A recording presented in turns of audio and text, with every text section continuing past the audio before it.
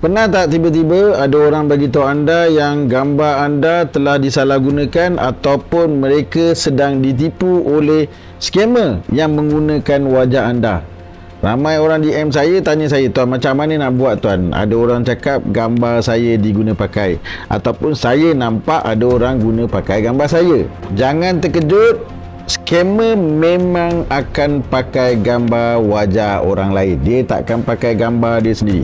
Itu sebab saya dah beritahu, saya kongsikan sebelum ni, kalau anda berurusan dengan seseorang yang dalam urusan tu kau tengah communicate dengan dia, kau tengah berbual mesej-mesej dia, kemudian dia cakap dengan kau, jangan percaya, saya takkan tipu awak, ini gambar IC dan muka saya.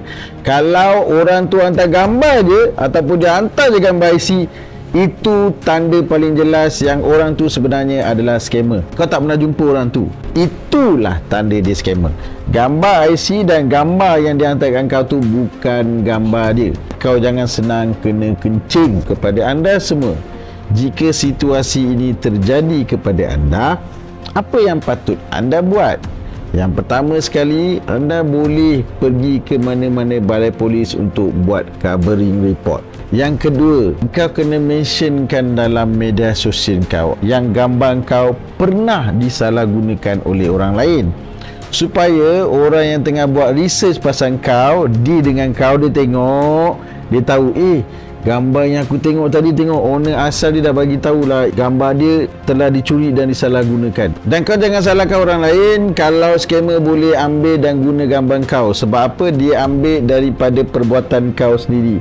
Ada 5 tempat yang mana scammer ni akan ambil dan curi gambar kau. Yang pertama, dia akan ambil di media sosial kau. Of course, gambar-gambar dalam media sosial kau tu kan kau yang upload. Yang kedua, dia akan ambil gambar anda di gambar profil kau punya wasabun atau telekilogram. Profil picture kau kan ada gambar kau kat situ. Yang ketiga, scammer-scammer ni akan ambil gambar anda di dating apps, mana-mana dating apps lah. So kepada siapa-siapa yang guna dating apps, padan muka. Siapa suruh kau dating dalam apps tu? Dalam apps tu kan banyak scammer. Yang nombor 4, mereka akan ambil gambar anda di dalam website atau laman web, berlambat-lambat gambar kau, terutamanya mereka-mereka yang VIP terkenal. Yang kelima, jangan terkejut, dia dapat gambar kau daripada dalam handphone kau sendiri tanpa kau sedar, yang berpunca daripada perbuatan kau sendiri yang menekan mana-mana link atau pautan di mesej atau media sosial yang kau sedang tengok. Rakyat Malaysia tak nak kena scam, dengar cakap Rahmat Fitri Abdullah.